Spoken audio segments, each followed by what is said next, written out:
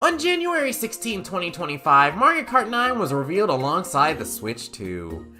Is it Mario Kart 9 or Mario Kart 10? You know what I mean. On January 16, 2025, Mario Kart 9 was revealed alongside the Switch 2. The last time that a brand new mainline Mario Kart game was announced for a Nintendo console was June 11th, 2013. So in this video, I wanted to talk about all that's happened between Mario Kart 8 and Mario Kart 9. Let's get into it. So starting off with the series itself, there are 4 Mario Kart games that were released between Mario Kart 8 and Mario Kart 9, but none of these were brand new mainline games. There was Mario Kart 8 Deluxe, which was a port of Mario Kart 8 that released on the Switch, Mario Kart Arcade GP VR, which can only be played at certain VR zones around the world, Mario Kart Tour, which can only be played on mobile, and Mario Kart Home Circuit, which can only be played with an RC car and a clean home. We spent the majority of our weight just playing this one. The base version of Mario Kart 8 Deluxe included all of Mario Kart 8's tracks as well as an upgraded battle mode. As fun as Mario Kart 8 was on the Wii U, the battle mode wasn't great. It took place on the same courses that you raced on, and most of them were not built for that. More of your time was spent looking for other people than actually trying to hit them. There were 4 new battle modes added to Mario Kart 8 Deluxe. British Imperialism, Better Balloon Battle, Law and Order, and I hate the way that you walk, the way that you talk. I don't think anything in gaming brings out as many primordial screams out of me as Shine Thief in Mario Kart. The amount of times I have tasted victory in Shine Thief only to have it snatched away from me is criminal. And on top of that, sometimes when you play Shine Thief online, your hits just don't land or the shine just decides you're ugly. This mode has to be what it feels like to be in a Mr. Beast challenge and then get eliminated solely because of bad luck, not because you did anything wrong. Mario Kart 8 Deluxe also added some new mechanics like auto acceleration and smart steering. Auto acceleration is a feature that makes you not need to hold down the A button for the whole race in exchange for the ability to completely stop your car. Smart steering guides players along the track and prevents them from falling off in exchange for being able to take shortcuts or use the purple drift. These are both some neat features for players who had never played a Mario Kart game before or people who have but just casually. Oh, and there was this other mechanic, not a big one or anything. Just a, second item slot. I have mixed feelings about this. On one hand, when I'm in first place, the second item slot guarantees that I have something other than a coin to defend myself. But on the other hand, if I keep getting comboed like a Tekken character from a bunch of shells or gate kept from using my bullet bill by another item, I'm killing somebody. If Mario Kart 9 keeps this mechanic in addition to having 24 racers, it's gonna look like something straight out of Vietnam. A couple years after 8 Deluxe's launch, we got the Booster Course Pass. This DLC basically added another game's worth of tracks into Mario Kart 8 Deluxe. For players like me who haven't played too many previous Mario Kart games, this was a chance to finally race on some fan favorite tracks from throughout the series' history. The first couple of waves weren't the best, but as time went on, the tracks got better and better. For my German friends, if you guys listen to this kind of music regularly on the radio, then I have one thing to say to you. Gesundheit. There were numerous things that Nintendo was also doing outside of Mario Kart. For example, are you aware that the whole Splatoon trilogy came out between Mario Kart 8 and 9? Splatoon 1, 2, and 3. Splatoon community, we need to realize how spoiled we are compared to other Nintendo communities. Heck, we're getting Splatoon 4 no later than 2028, so that'll be a 6-year wait max. That's still only half as long as the gap between Mario Kart 8 and 9. Between the announcements of these 2 games, Splatoon went from simplistic tofu blocks to post-apocalyptic Coachella. Zelda got a Link Between Worlds, Triforce Heroes, Echoes of Wisdom, Breath of the Wild, and Tears of the Kingdom. We got these 2 behemoths between Mario Kart 8 and 9. Heck, the time from Breath of the Wild's announcement to Tears of the Kingdom's release was still less than the time between those 2 Mario Kart games. Animal Crossing got New Leaf and New Horizons. Pikmin got Pikmin 3 and Pikmin 4. Kid Icarus got... Second-party developers also put out a ton of games in this time span.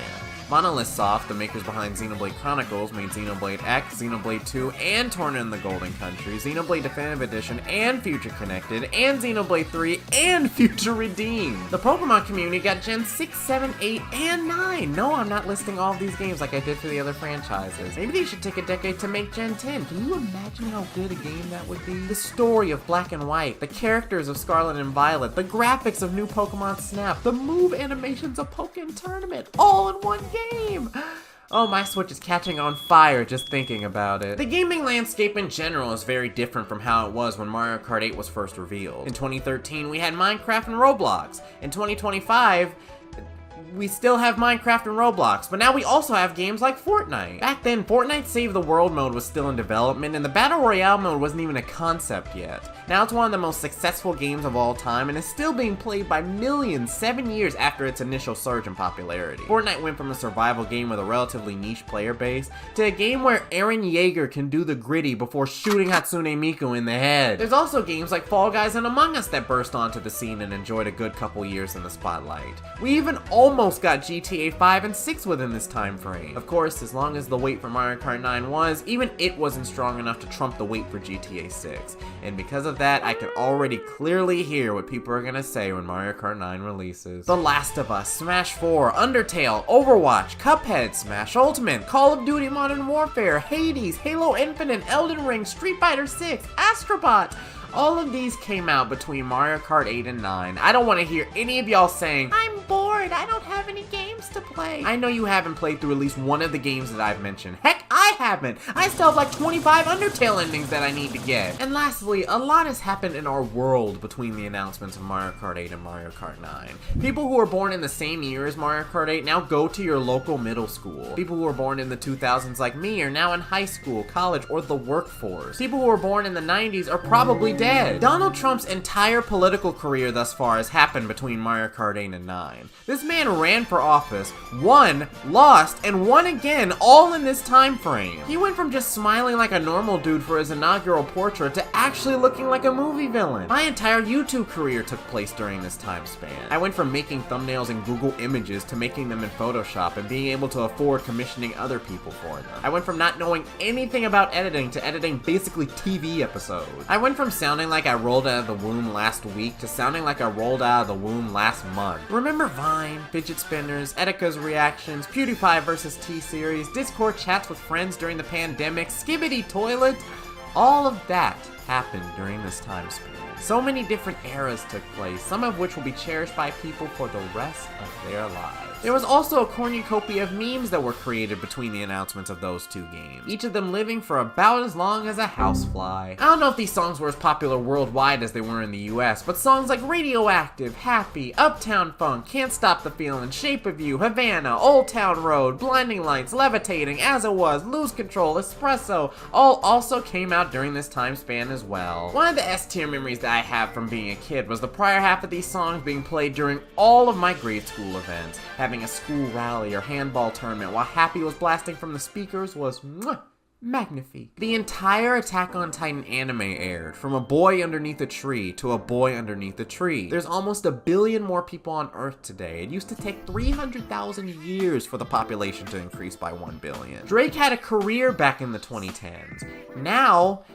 he doesn't. I could go on and on forever talking about the things that have happened since 2013, but I think you get the point. That is a lot. Some of them have been good things, others have been bad things, but all of it has contributed to one heck of a time. Did you have a good time watching this video? If you did, you should subscribe. We do a lot of Nintendo streams and videos here. If I was this unhinged with a script, can you imagine how unhinged I am without a script? Look at the poor old man stuck on his back.